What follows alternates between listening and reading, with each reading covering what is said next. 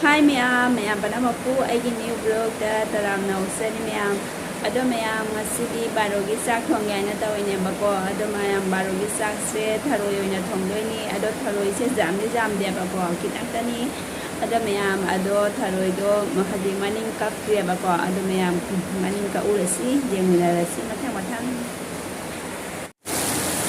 ma'am ngasi se nong tana sum lai de ado Nong tabadi sum pung nipan doi dagi sum tare bako ado ayuk tadi taram de ado jam sathina kanna tare ado ising su jam sathina phajai ma'am nong ising se ado thak pa su jane bako ado thak te da jam sathina nong ye ta na sum nei de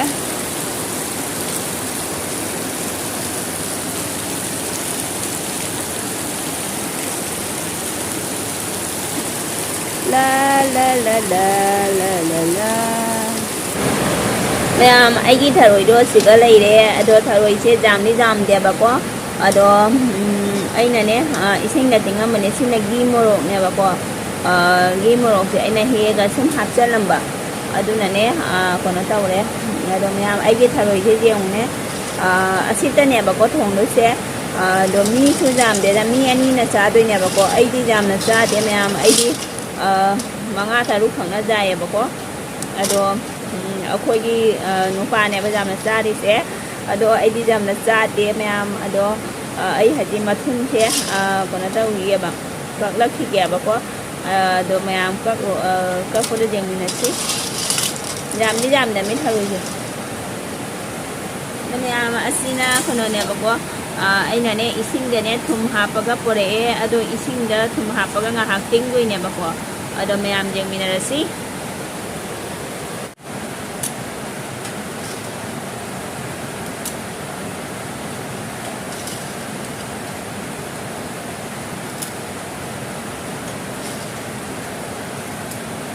mana ka ma'am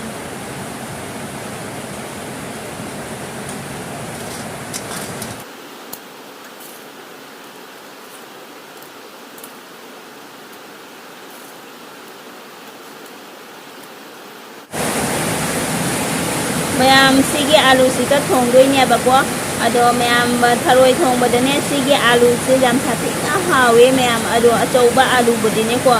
asi alu de sina ne jam hawe bako ado ma'am ai haji tharoi se aham bada kam no daga ngaudoi ne bako lauthoga ado si hana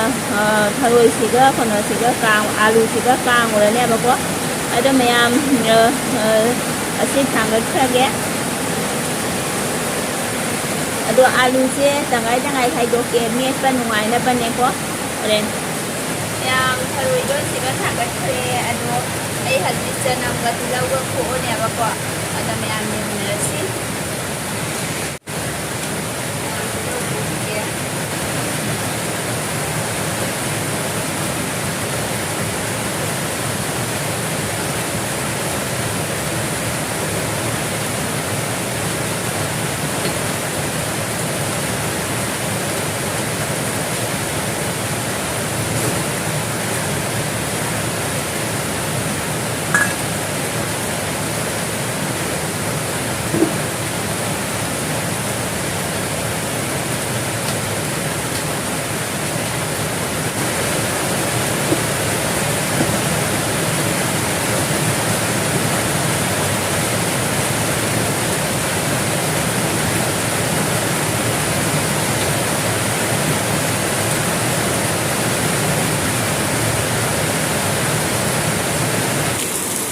ma'am nong se su na sum nei de ado sung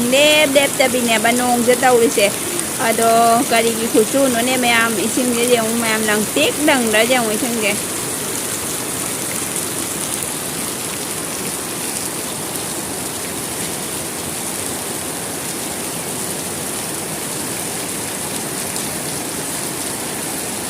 sumai na su na lai da me ba ko Mayam ai haji alu do kam na lo re ba ai na ne ma khu khong na lo re mayam da di usya ba ngamau da re ba ko ꯑꯗ ꯃꯌꯥꯝ ꯊꯔꯣꯏ ꯊꯣꯡꯕꯗ ꯍꯥꯞꯀꯗꯕ ꯃꯆꯜꯁꯤꯅ ꯇꯤꯜꯍꯧꯒ ꯆꯅꯝ ꯑꯁꯨꯕꯒ ꯁꯤꯡ ꯑꯁꯨꯕ ꯂꯩꯔꯦ ꯑꯗꯣ ꯃꯌꯥꯝ ꯑꯁꯤꯅ ꯊꯔꯣꯏꯗꯨꯅꯦꯕꯀꯣ ꯑꯂꯨ ꯑꯃꯨꯛꯈꯛ ꯌꯥꯎꯔꯝꯃꯦ ꯁꯤꯗ ꯑꯗꯣ ꯃꯌꯥꯝ ꯑꯁꯤꯁꯦ ꯈꯥꯡ ꯑꯁꯥꯕꯗ ꯉꯧꯊꯣꯛꯑꯅꯤ ꯉꯥꯏꯍꯥꯛ ꯑꯍꯥꯟꯕꯗ ꯀꯥꯝꯈꯔꯦꯗꯅꯀꯣ ꯑꯗꯨꯒꯅꯦ ꯈꯥꯡ ꯑꯁꯥꯕꯗ ꯑꯃꯨꯛ ꯉꯧꯔꯅꯤ ꯑꯗꯨꯒ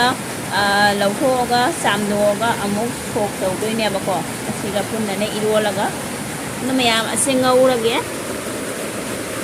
ꯁꯥꯔꯦ ꯃꯌꯥꯝ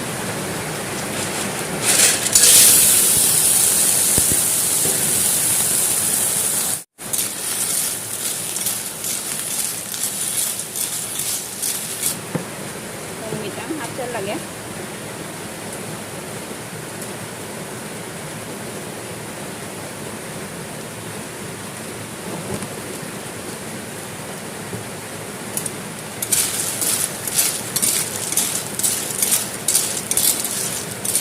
Tharoi se jamni jamde ma'am jamdasune ai jamna hainade bako manga taru khatane baina chadasi Tharoi se hajene mahi kangjallaga kapa haurebako ma'am ado ai haji lauthoni lauthoga chamdone bako chamdoga irolani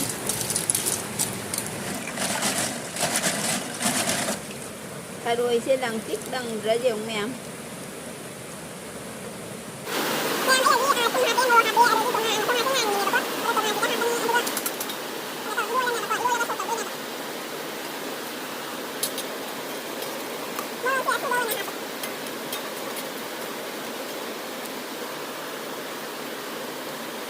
Yan deh.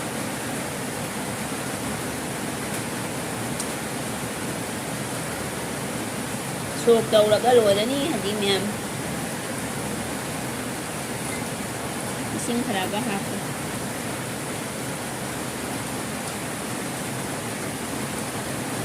Đi mềm. Xài cái thằng này tốt. Xin cái hạt lên lại.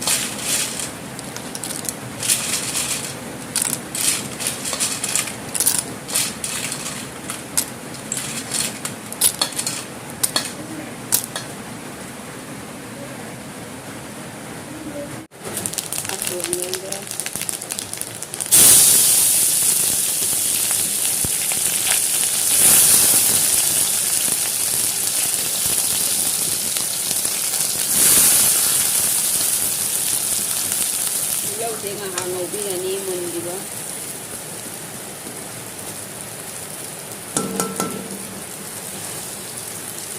nó về nó ngầu vậy quá chẳng luôn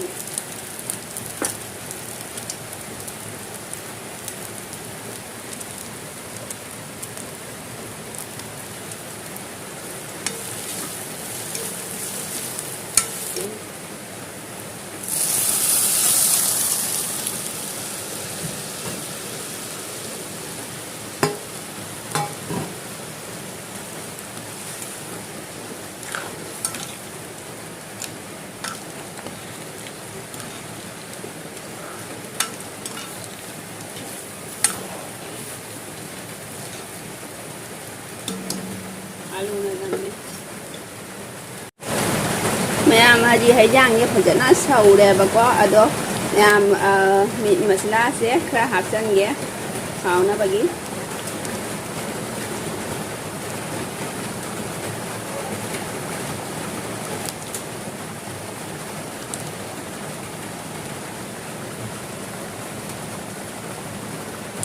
asina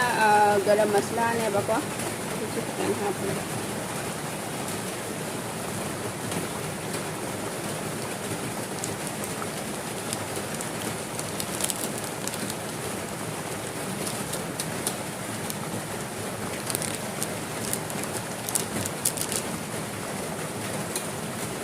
Ini tangga berjalan.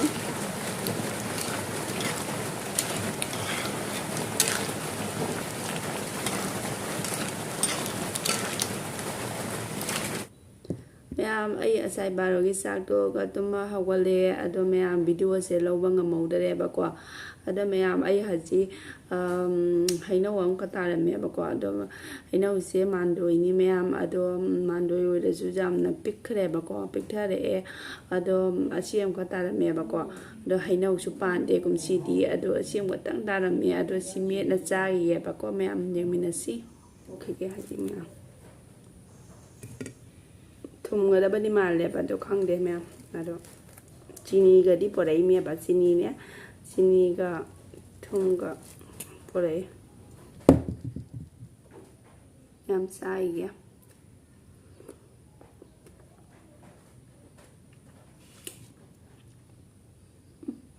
ꯁꯤꯠꯂꯦ ꯃꯌꯥꯝ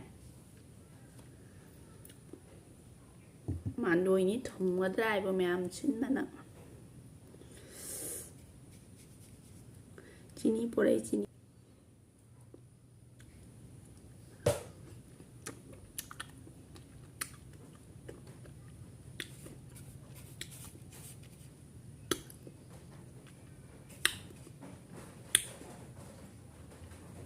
sinbana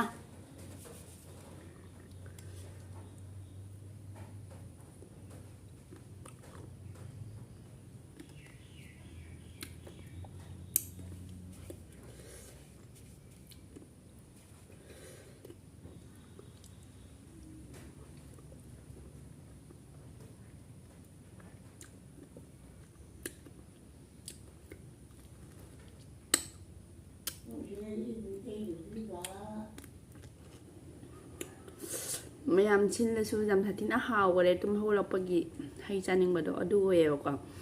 ꯑꯗꯣ ꯃꯌꯥꯝ ꯑꯩꯒꯤ ꯚꯤꯗꯤꯑꯣꯁꯦ ꯅꯨꯡꯉꯥꯏꯇꯁꯨ ꯃꯌꯥꯝꯅ support ꯇꯧꯕꯤꯌꯨ ꯃꯌꯥꯝ ꯚꯤꯗꯤꯑꯣꯁꯦ ꯁ꯭ꯋꯥꯏꯗ ꯂꯣꯏꯁꯤꯟꯖꯔꯒꯦ ꯉꯁꯤꯒꯤ ꯑꯣꯏꯅꯗꯤ ꯕꯥꯏ ꯕꯥꯏ